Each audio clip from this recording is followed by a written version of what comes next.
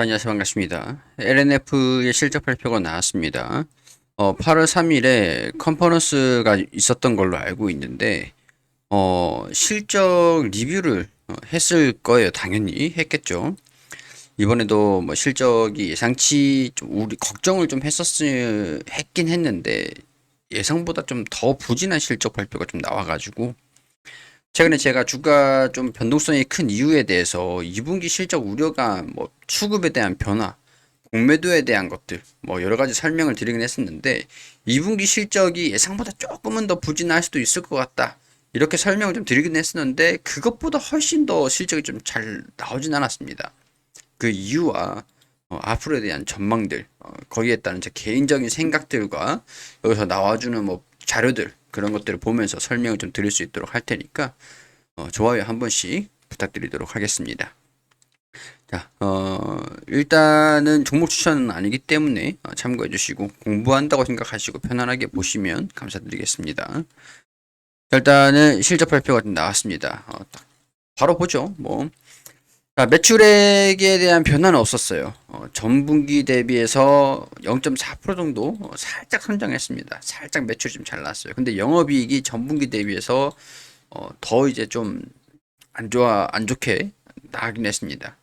대신 이제 흑자가 좀 나오긴 했는데 일단은 이것보다 여기로 보시죠. 쭉 내려보면 나오니까 반영이 됐죠. 자, 이제 실적들을 보니까 매출액에 대한 변화는 크게 뭐 없었습니다. 전기 대비해서도 매출액이 좀 많이 줄었습니다. 일단 흑자는 유지가 됐어요. 근데 다행스럽게도 당기 순이익은 흑자로 좀 전환이 됐어요. 이게 정말 다행이죠. 이게 정말 다행이에요.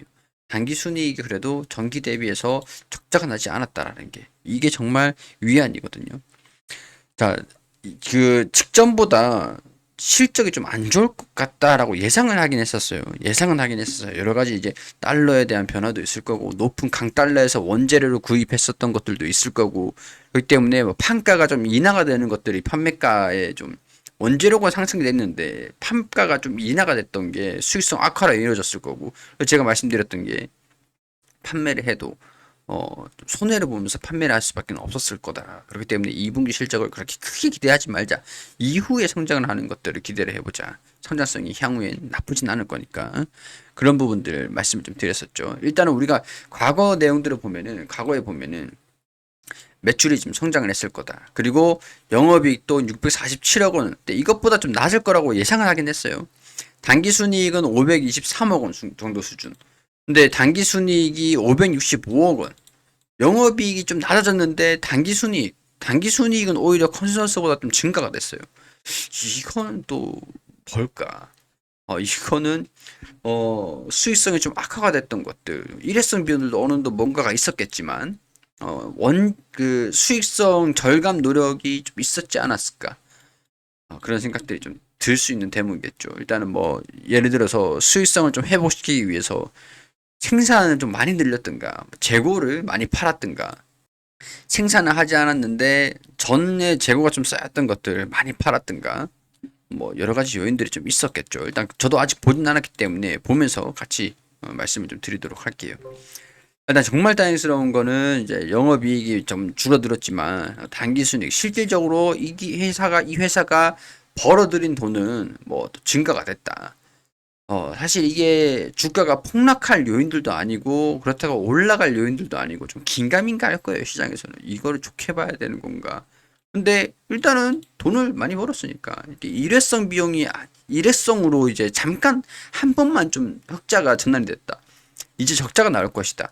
이게 아니고 흑자가 났고 흑자가 이어질 것이다. 라고 보고 있는 거기 때문에 저는 일단은 긍정적으로 볼 수 있을 것 같아요.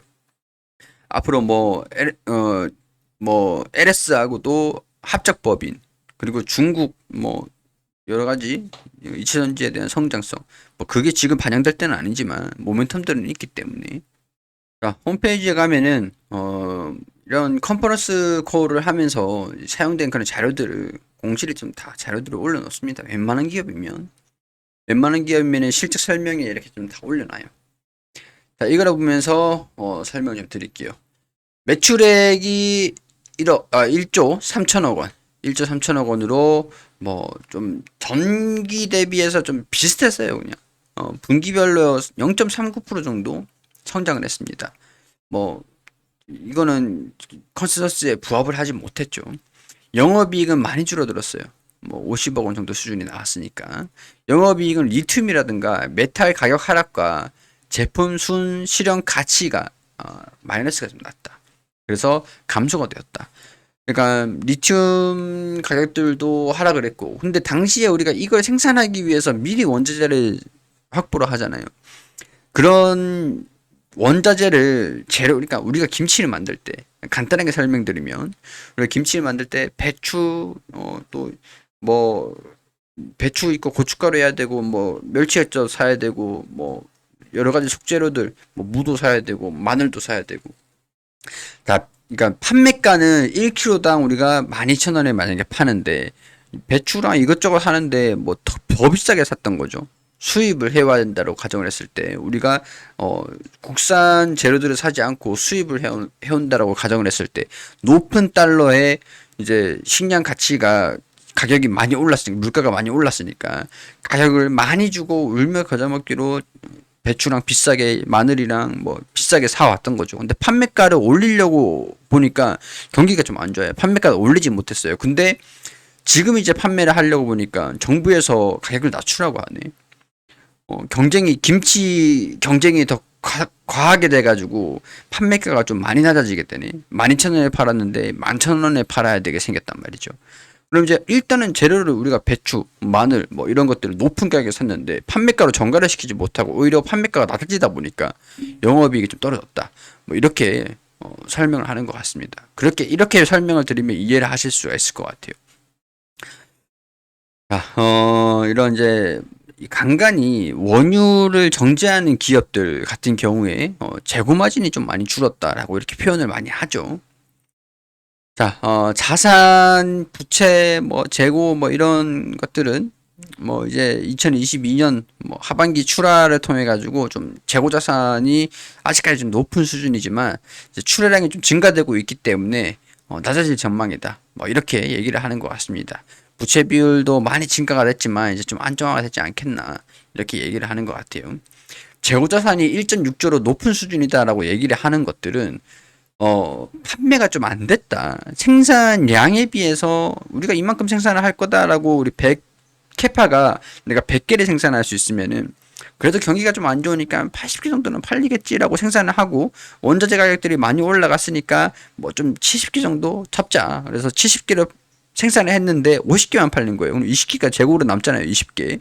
그게 1.6조라고 가정을 해서 20개를 이번 분기에 좀 생산을 하는 것들하고 재고량을 좀 조절을 하면서 판매를 이렇게 한 거예요. 생산량을 조절을 하면서 재고가 있는 거를 판매를 한 거겠죠. 그래서 아무래도 단기 순이익은 좀 증가가 되지 않았나 그런 생각들이 좀 듭니다. 매출액은 변화가 없었는데 단기 순이익이 증가된다라고 하는 거는 뭐 이렇게 지금 현재 상황에서는 그렇게 볼 수밖에 없겠죠. 자, 뭐 여기서 이제 재고가 하반기에 출하량이 좀 증가가 될 것이다라고 얘기를 하는 게 이제 정상화가 될 것이다라고 얘기를 하는 거니까 아마 그렇게 해석을 할 수 있지 않을까 그런 생각이 좀 들어요. 기본 마진 구조가 1분기하고 동일했는데 뭐 좀 판매가가 좀 줄어들었다. 좀 적자를 보면서 팔았다. 이렇게 얘기를 하는 거고 만약에 이제 메탈이라든가 리튬이 급락하지 않았을 경우에 예상 영업이익이 700억 원 수준이었는데 수익률이 5% 정도 수준이었는데 급락을 했으니까 사실 뭐 이거는 뭐 의미가 없죠. 어, 가정을 하는 거니까. 이 급락하지 않았을 경우에는 700억 원 수준을 기록을 할 수 있었는데 좀 아쉽다. 이렇게 얘기를 하는 거예요, 그냥. 그리고 높은 금리로 인해서 전기차 판매량 전체가 조금 이제 천천히 좀 낮아졌다. 좀 이제 전기차가 좀 잘 팔리다가 금리가 좀 높아지니까 조금 이제 속도 조절이 좀 나섰다. 이렇게 얘기를 하는 거고. 최종 고객사 저가형 제품 매출 확대 전략에 따라서 일시적으로 출하량이 좀 감소가 됐다. 상반기 동안 전구체 리튬 응급제 신규 산업 검토를 집중을 했고 그러니까 이게 조인트 벤처 제가 말씀드렸던 LS하고 조인트 벤처 전구체 조인트 벤처를 시작으로 LF LS하고 뭐 LNF 이렇게 해가지고 뭐 본격적으로 수직 계열화를 시킬 거다. 원자재 수직 계열화 이렇게 얘기를 하는 거고. 메탈 가격 하락 영향으로 하반기 전기차 배터리 판매량 불확실성으로 실적은 일단은 보수적 관점을 유지를 해야 될 것 같다. 뭐 거기에 그런 얘기들을 하는 것 같습니다. 뭐 재고에 대한 얘기들이 크게 뭐 있진 않았었던 것 같고요. 제 개인적인 생각입니다. 자, 대구 국가산단 내 공장 현안 지금 1, 2공장은 가동을 하고 있고요. 풀 가동하면은 11만 톤. 아마 풀 가동을 지금 못 하고 있을 거예요. 가동률은 산업보고서가 좀 나와줘야 이번 분기, 2분기 뭐 반기 보고서가 나와줘야 확인할 수가 있겠죠. 가동률 2분기의 가동률은 일단은 3공장 전체 완성 시 8만 톤 캐파를 확보를 한다. 판매가 좀 원자재에 대한 이슈는 좀 안정화됐으니까 캐파가 확보가 되면 생산을 하고 또 이제 생산량이 풀 가동이 예정이다 이렇게 얘기를 하니까 테슬라 납품이 되는 것들을 위해서 풀 가동된다고 얘기를 하는 것들이니까 매출은 풀 가동이 되는 것들에 따라서 증가가 될 겁니다. 그걸 이제 컨센서스로 반영을 하고 있는 것들이 컨텐 점프를 하는 거 매출이 뭐 3조 8천이었다가 6조 4천 그리고 9조 3천 그리고 1조 10조 13조 이런 식으로 증가가 될 거다라고 보는 것들이죠. 영업이익도 그만큼 따라서 올라갈 거고 당기순이익도 계속 점프해서 높은 성장률을 보여줄 거다. 이거를 기대를 하고 있는 거라고 할 수가 있겠죠. 자, 이게 2024년도 3분기 뭐 3공장 3-1공장 이게 전체 완성시 8만 톤이라고 하는데 일단은 2023년도 3분기 올해 3분기에 준공하고 양산하고 테스트를 시작을 하고 3분기부터는 이제 2024년도 3분기부터는 풀가동 올해 3분기는 테스트 양산을 좀 해보고 내년 3분기부터는 풀가동을 해보자. 그렇게 얘기를 하는 거죠. 매출은 내년 3분기부터 본격적으로 성장을 할 것이다. 이렇게 얘기를 하는 것 같습니다. 일단은 여기를 보면 뭐 자산, 유동자산이 부채도 포함이 되는 거니까 부채도 꽤 늘었을 거라 부채 총계 부채도 조금 늘었죠. 유동자산, 현금성자산하고 비유동자산 이건 뭐 공장이라든가 뭐 그런 것들 포함이 될 거고 자산 총계가 좀 늘었다. 이것도 자산 총계 자체에서는 또 재고 자산도 좀 포함이 됩니다. 매출 적자가 좀 났었고 단기 순이익도 흑자가 좀 나긴 했지만 자산이 좀 증가가 됐던 것들은 아마 재고에 대한 영향들도 좀 있었긴 했을 거예요. 이때 1분기 실적이 당시 1분기 실적이 단기 순이익이 적자가 났는데 이게 뭐 증가가 됐던 것들을 보면 재고 자산이 좀 증가가 됐을 것이다. 이렇게 추측을 좀 할 수 있겠죠. 자, 하반기에 따른 이제 하반기에 출하량이 좀 증가가 될 것으로 기대가 된다라고 하고 2023년도 올해 3분기 테스트 양상을 시작을 하고 내년 3분기부터 8만 톤 캐파가 확대가 되고 그러면 이제 매출이 성장을 할 거다. 뭐 그런 이제 전망들 자체는 변화가 좀 없는 것 같아요.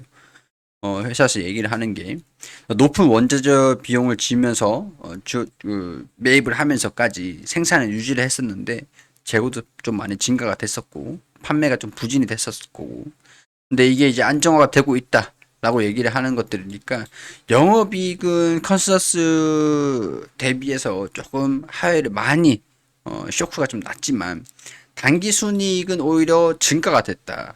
우리 영업이익만 보면은 안 좋다라고 할 수 있지만 단기 순이익을 봤을 때는 뭐 주가가 빠질 이유는 없을 것 같다. 뭐 무난하다. 다행이다. 그리고 이게 흑자 기조가 좀 이어진다라고 하면은 올해는 뭐 흑자가 나는 것들이니까 작년 비해서는 좀 실적이 좀 단기 순이익이 줄어들 수는 있겠지만 예상보다 좀 회복세가 좀 빠르게 이루어지고 있다라는 거에 좀 안도할 수 있지 않겠나 그런 생각이 좀 듭니다. 2024년도 3분기부터 지금부터 이제 회복을 하면서 내년에는 또 매출액이 좀 증가가 된다라고 하니까 주가가 뭐 빠지는 거에 뭐 그렇게 크게 겁내실 필요는 없을 것 같다는 생각이 듭니다. 자, 이런 것들은 참고하셔가지고 지금 기업 상황에 대해서 전반적으로 저에 대한 해석들 말씀을 좀 드렸던 것들이니까 참고하셔가지고 보시면 좋을 것 같아요. 좋아요는 제가 영상을 촬영할 수 있는 그런 원동력입니다. 좋아요 꼭 부탁드릴 수 있도록 하고 도움이 되셨기를 바라도록 하겠습니다.